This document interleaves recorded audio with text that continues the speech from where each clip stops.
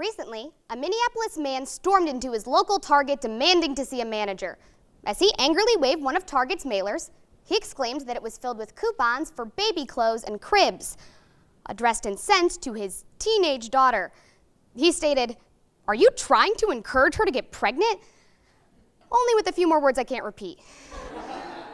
A few days later, the manager called to apologize, and the father answered, embarrassed, stating he'd just found out his new grandchild was due in 6 months. According to Time magazine of February 17, 2012, Target has figured out how to data mine its way into your womb using predictive analytics, which according to Forbes magazine of February 24, 2012, is the process of extracting data and analyzing it to predict future trends and behaviors. The idea of predictive analytics is not new. However, CNBC of October 10, 2012 states, "What is new is how more industries across the board are embracing the technique, creating what is expected to be a $32 billion industry by the end of 2013. Companies are looking at your online behavior, preferred brands, reading habits, and even bank transactions." Super creepy.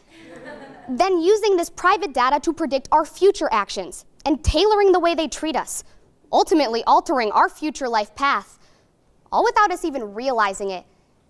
In order to further understand predictive analytics, we must look at the process, applications, and implications of what the New York Times of February 16, 2012 predicts is a technique letting businesses say, "We will know what you want, even before you do."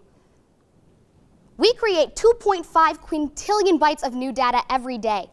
That's 18 zeros. If bytes were buckets of water, it would only take 20 weeks of data collection to fill all of the Earth's oceans.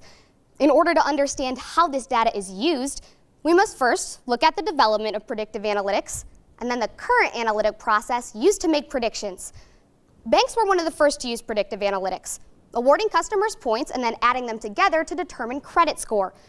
Soon, retailers began using shopper cards and reward keychains to put tailored coupons on the back of our grocery receipts. However, now, with our society's webification of everything, we've entered the age of big data, which the New York Times of February 11, 2012 states is the march of quantification due to enormous new sources that provide large volumes and varieties of data at incredible speeds. However, advancements in data collection outpaced data analyzing methods, overwhelming industries and making the information useless. Enter IBM, who recently revolutionized the analytic process by combining regression and microprocessors. Regression is the statistical technique for estimating relationships among variables.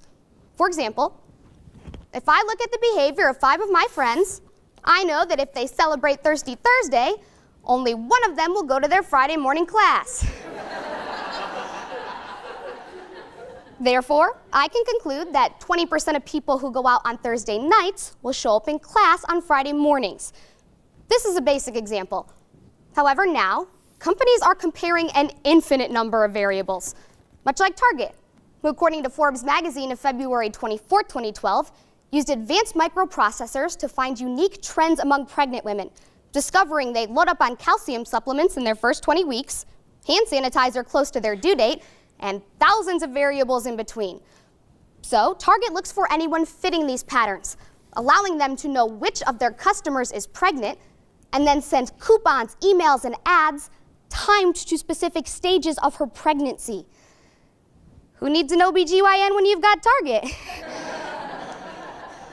Now, Google uses predictive analytics to know which of their staff is most likely to quit, even before they know they'll want to leave, allowing Google to put a retention process in place, or hand out a pink slip, proving this predictive power goes far beyond marketing, with fascinating applications in entertainment and public health. Doubters say this technique is a fantasy.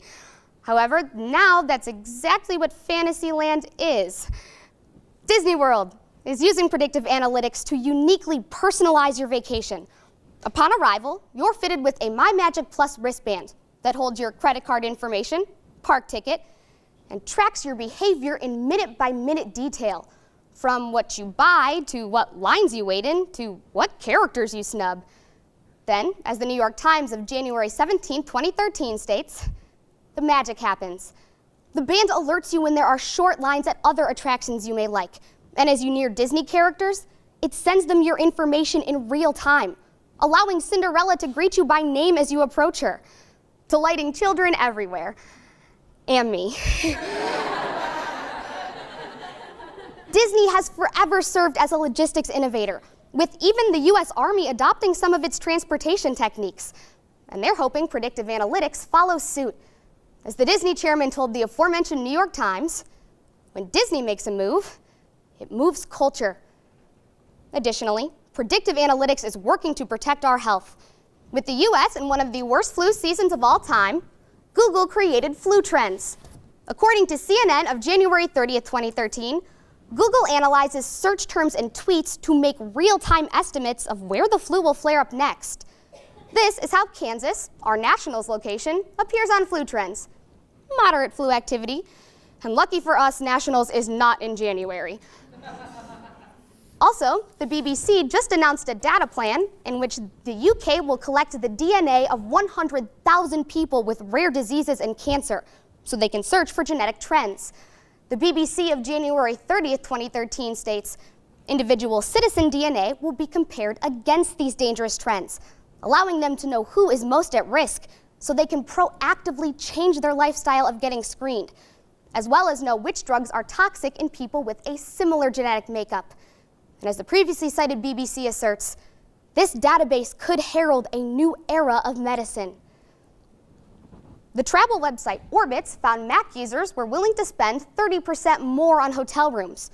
So, to increase revenues, they don't show Mac users the best deals. And as its uses continue to expand, even President Barack Obama is working to protect the technique. Predictably, this leads to two implications. Initially, following current laws may neuter these methods in a way which prevents them from averting crime. Privacy law means our names cannot be attached to our data. So instead, companies attribute our data to ID numbers, only identifiable to them. This limits potential. The Wall Street Journal of July 24, 2012 states, Colorado shooter James Holmes dropped out of school via email, purchased bomb-making equipment with a credit card, and made online orders for large quantities of ammunition. But because these transactions occurred under different ID numbers, they were impossible to analyze together. The advanced techniques of predictive analytics could justify the implementation of identity-specific mass data collection, allowing us to algorithmically detect an attack in the planning stages, an incentive certain to muddy the ever-continuing debate over the battle between civil liberties and national security. Additionally, as companies' confidence grows in the accuracy of predictive analytics, this information is poised to become the preferred measure of societal worth. The Atlantic of February 7, 2012 states, the data collected about you forms a reputation. The significance of tailored messages and offers goes far beyond whether or not the targeted person buys the product. They serve as status signals, alerting people as to their societal position. As predictive analytics divides populations, offers different opportunities, and even penalizes based on algorithms, many would scream discrimination.